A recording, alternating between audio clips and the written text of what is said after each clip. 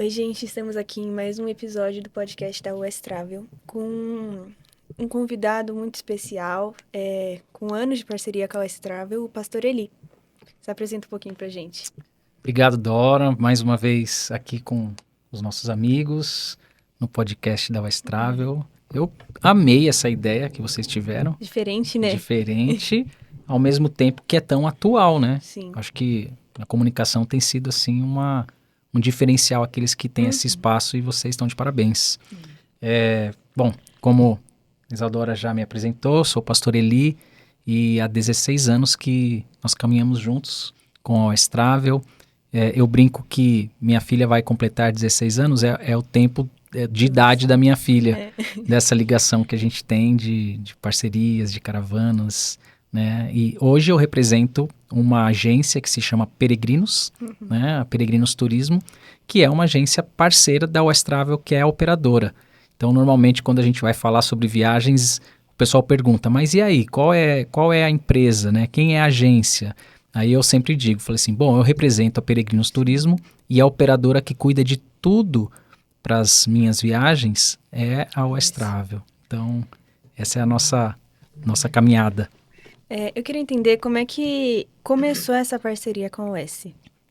Você me explicou um pouquinho, mas Sim. vamos mais a fundo nisso. Na verdade, começou organizando uma caravana junto com o pastor Francisco. Eu era seminarista, eu não era ainda um pastor ordenado, lá em Sorocaba. E o pastor Francisco queria fazer uma viagem para Israel, para o Egito. O Biratã foi até Sorocaba, apresentou para a gente a US Travel e o pastor Francisco queria ajuda na parte de logística e eu era um seminarista que estava acostumado a organizar eventos em várias esferas. E ali nós fizemos a nossa primeira caravana, que era uma maneira da gente viajar e da gente poder, junto com amigos, irmãos da igreja, poder fazer uma viagem. Então, naquela época, naquela viagem especial, eu nem iria naquela viagem, porque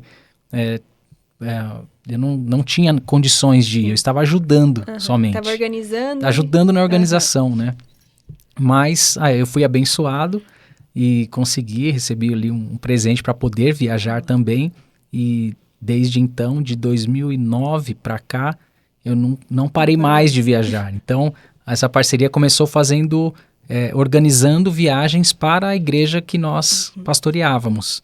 Eu não imaginava que anos depois isso seria algo Sua profissão que viraria mesmo. também um negócio, né, para minha família. Mas essa ligação com o Biratã, com o Danilo, foi nesse período ali de 2009, 2010, tendo um passeio, um hobby, algo que a gente faria talvez uma vez por ano, uma vez a cada 2 anos, e agora hoje é algo frequente. Você lembra para onde foi a primeira viagem? Sim. A gente fez Egito, Israel, subimos o Sinai. Nossa. E foi muito marcante também. Quem estava conosco, o pastor Anderson, que também tem caravanas com o S. Agora acho que 2025 ele deve ter viagem. E nós subimos o Sinai, fizemos Egito, Israel e tinha algum opcional. Agora eu acho que... Passava em algum canto da Europa. Sim. A gente deve ter feito... Ou foi Roma ou foi Paris. Legal. Porque eu lembro que no ano seguinte a gente repetiu a dose com ou Roma ou Paris. Então, começamos com esse roteiro que acho que vale a pena para quem começa a caravana fazer Israel e Egito, né? É o começo. Para começar a viajar e entender como o cristianismo de verdade, tem que pegar esses cantinhos. É verdade. Muito legal. Eu queria saber quantas viagens você já fez com a gente, quantas viagens por ano também. Puxa vida. Bastante, né? Tem bastante viagem. Então, assim, 16 anos viajando e nos últimos 4, depois da pandemia, né? Nesses últimos anos fazendo... Olha, eu não sei dizer quantas viagens, mas 2023 foram acho que 7, 8 viagens, só 2023. E aí, nos outros anos, uma média de 4, 5 viagens por ano. Muita coisa. Tem sido de lá para cá. Então, não é fácil, sabe por quê? Porque tem um homem chamado Danilo, que você conhece ele? Conheço bem pouquinho. Conhece pouquinho? Pouquinho. Pois é, só que esse homem chamado Danilo, a cabeça dele fica indo para tantos lugares, um pouquinho, né? de tantos empreendimentos, que não é fácil conseguir organizar tudo isso. Não sei como que ele dá conta. Nem eu sei. Pois é. Então, para quem não sabe quem é o Danilo, você diz aí. É o meu pai. O Danilo é o meu pai. E o seu pai é o quê? É o dono da UES hoje em dia. Pronto. Não, mas realmente, quando viaja em família, realmente dá umas viajadas. Quando a gente vai pra Europa ali, vamos andar de trem, vamos andar a Europa inteirinha de trem. Vamos de lá pra cá de trem. Meu Deus do céu. Trouxe uma ideia, as ideias vão nascendo, né? Eu vi isso, vamos naquilo lá. Sabe, uns negócios completamente nada a ver. E nos negócios a mente dele viaja também. Estamos aqui, mais uma novidade aí, ó, dessa mente que não para aí. É bem legal. Qual foi o país que você mais gostou de visitar em todos esses? Puxa vida. Já foi pra bastante, né? Sim. Na verdade, eu sempre tive um sonho, desde adolescente, de conhecer Israel. Era o meu sonho. Então, quando nós fomos para Israel, a primeira vez foi a realização de um sonho, e se eu pudesse, eu falo com a minha esposa, Lídia, se eu pudesse, nós pudéssemos morar em Israel, não sei, na nossa velhice, talvez, ficar um tempo lá, eu gostaria muito. Lá é muito gostoso. Que é um lugar que eu tenho, assim, uma paixão. Mas, olhando para a diversidade de países que nós já visitamos, nas caravanas, que eu acredito que sejam mais de 10 países, eu gosto muito do Reino Unido. Londres foi um lugar que eu me encantei demais, talvez por eu ser uma pessoa que gosta muito da cidade grande, então foi algo que marcou muito. E eu digo que Londres e Israel. Londres e Israel são dois lugares. E agora, em termos de visita diferente, assim, que é encantador, o Egito, ele é... Não, o Egito é muito diferente. Ele é incrível. Nossa, é bem diferente. Eu gosto muito de lá, que eu gosto bastante de história. Exatamente. De visitar onde aconteceu as coisas. E o Egito é meio louco, porque tem tantas teorias falando, as pirâmides, as esfinges, você tá lá e você fala, meu... Que loucura, como realmente humano E tem teoria para todas as linhas de pensamento. São os alienígenas, são os faraós superdotados, tem tanta coisa. Eu gosto muito do Egito, ele é muito diferente. É bem legal. Só que o Egito é um lugar, assim, peculiar, né? Eu gosto muito da história do Egito, não o lugar Egito, sabe? Eu gosto do lugar. É claro que quando a gente faz uma caravana, a gente não fica, por exemplo, na Grande Cairo o tempo todo. A gente vai nos lugares turísticos. Mas eu não canso de ir nas pirâmides, por exemplo. Não, é muito eu fico legal. Encantado toda vez, eu fico olhando ali, admirando. Então,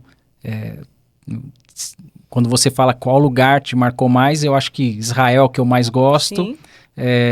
Eu tenho Londres como um lugar que eu achei demais, assim, que eu talvez também quisesse viver, não sei, mas o Egito é o mais peculiar, assim, que é diferente, aquela muvuca também que tem no Cairo, das buzinas, a vendinha toda hora, as pessoas gritando, tentando vender de qualquer jeito. Uma loucura.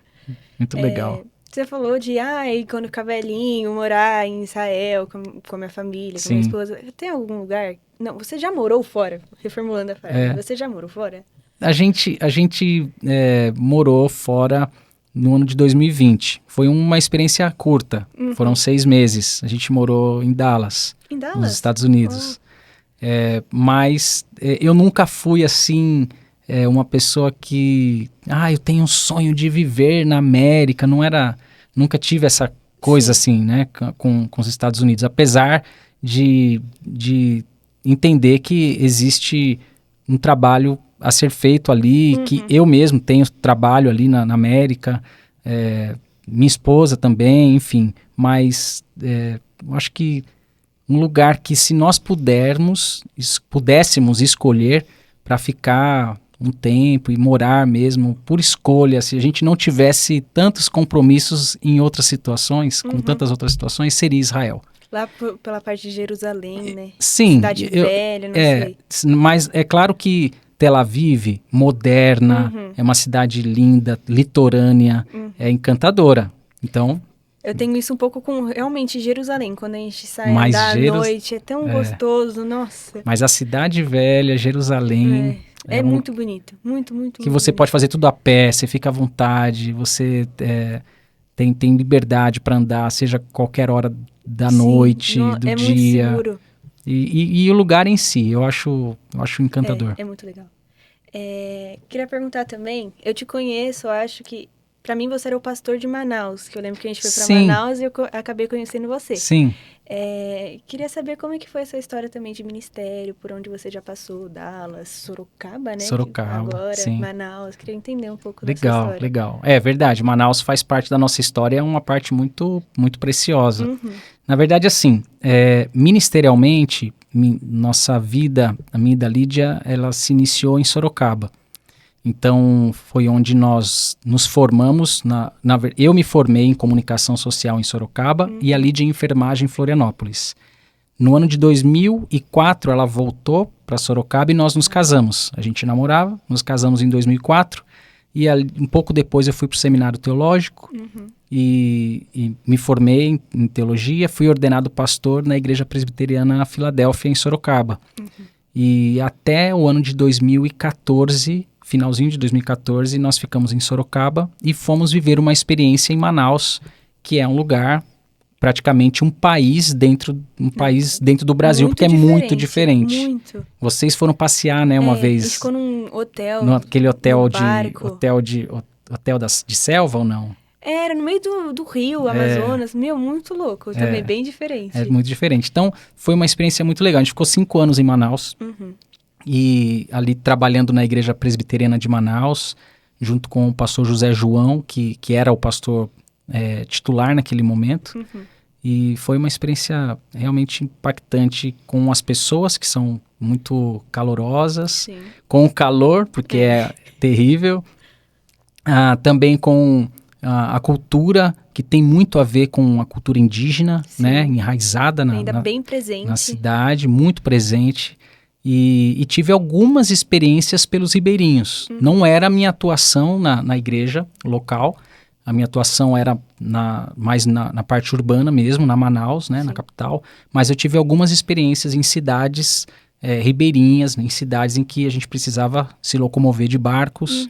Então foi realmente muito, muito legal, tanto para mim como para a Lídia e para as nossas filhas, que... a gente se apaixonou pela culinária, a gente tem muita saudade dos peixes, enfim. Então, Manaus foi... E de Manaus, a gente foi para os Estados Unidos, era para passarmos um tempo ali de 2 anos. Veio a pandemia. Com a pandemia, a gente precisou voltar para o Brasil. E foi nessa volta para o Brasil que nasceu a Peregrinos. Foi nesse momento. Porque até então, eu estava ligado como pastor na Igreja Presbiteriana de Manaus. Quando a gente vai para os Estados Unidos, eu solicitei uma licença, porque a ideia era dedicar aos estudos do inglês. Então, voltando para o Brasil, eu não estava mais ligado a uma igreja local, e ali eu entendia, e nós entendíamos que era preciso trabalhar, né? Até porque para comer, né? É preciso trabalhar. Básico. Pois é. E aí foi quando eu me aproximei também da West Travel, com uma nova proposta, né? De desenvolver projetos. E aí a Peregrinos nasceu e a gente foi estreitando mais. É nova Peregrinos, então? Uns 5 aninhos? Ela tem mais ou menos isso. Eu trago a bagagem que eu conto dos 16 anos, mas a Peregrinos ela tem uns 4 anos. Nossa, achei que era mais velha, vamos dizer assim. Que legal. Ela carrega a experiência das viagens que nós fazíamos com Sorocaba, com a igreja de Sorocaba, com a igreja de Manaus também. E agora sim, Peregrinos. De todos. Isso aí. Queria saber uma história diferente, engraçada, triste, ou que você passou muito nervoso em alguma dessas viagens, em caravana. Nossa. Com pessoas. Não, esse aí você vai ter que marcar um podcast só para contar histórias engraçadas. Eu acho que o seu avô deve ter muitas, como um tour leader, que ele é tão, né, competente, e a gente liderando o grupo sempre tem. Mas, assim, algumas vezes, alguma senhorinha se perder em aeroporto... Já é a regra. Essa é, né? Então, ficar correndo atrás de alguma senhora no aeroporto, isso é algo, não é fácil, terrível. Mas eu tenho uma história muito legal que sempre eu conto pra turma, da Dona Diva. É uma senhora que viajou conosco já tem muito tempo e ela tinha na época uns 82 anos. Jesus. E ela comprou, numa das conexões, ela comprou produtos da Victoria's Secret. Sei. E ela queria trazer de qualquer jeito para o Brasil, só que a gente explicou que produtos acima de 100 ml seriam pode. confiscados se não estivessem lacrados, enfim. Mas ela insistiu e comprou uns potes enormes da Victoria's Secret, chegou lá na hora de passar pela segurança, foi confiscado. E ela ficou extremamente nervosa. Nervosa, ela ficou enraivecida e falou: esses produtos são meus, eu quero levar, e brigava, e acho que era no Charles de Gaulle, em Paris. E brigou, e a mulher em francês não entendia nada, enfim, ela falou: já que eu não posso levar, então também vocês não vão ficar. Aí ela foi, abriu os cremes e começou a passar. Jesus. Passou no braço, passou nas pernas e não sei o que. Ok. Fora o cheiro que empesteou o lugar todinho. O aeroporto todo. O aeroporto. Após a saída da segurança, tinha um pouco mais adiante uma escada rolante para a gente ir para pro portão de embarque. E o cadarço dela estava meio solto, prendeu o cadarço na escada, ela caiu na escada rolante. Nossa. E ela não conseguia levantar e a turma que estava atrás foi caindo em cima dela. Só que na hora de tentar ajudar para levantar a Dona Diva, ninguém conseguia porque ela estava cheia de creme. Então era uma cena de filme. Uma cena de comédia, né? E ficou pra história. Então, sempre quando eu vou falar sobre o que levar, o que pode, o que não pode, eu lembro da história da Dona Diva, que foi interessante, foi engraçada. Ainda bem que não aconteceu nada com ela. Ainda bem mesmo. Ficou de história mesmo. Só pra dar risada, só pra dar risada. A gente já tá chegando no final desse episódio. Tem alguma coisa que você queira adicionar de curiosidade sobre você ou qualquer coisinha assim? Primeiro, mais uma vez, agradecer a vocês, né, pela oportunidade. A gente que agradece. Por essa abertura, porque eu vejo, assim, um horizonte muito amplo. Vocês vão trazer aqui pessoas que vão deixar legados e vão deixar marcas aqui muito importantes nessa jornada. Mas eu quero dizer que eu tenho muitos sonhos ainda pela frente, de levar muitas pessoas ainda para lugares que são incríveis. E eu espero que a gente faça isso juntos com a Oestrável e que a gente possa marcar a vida das pessoas, sempre com doçura, simpatia, com um coração aberto para abençoar as pessoas e marcar a história de muita gente e continuar seguindo aí por esse mundão afora. Essa é a nossa missão, né? Exatamente. Muito obrigada, viu? Valeu. Obrigado você, Dora. Tchau, Valeu. gente.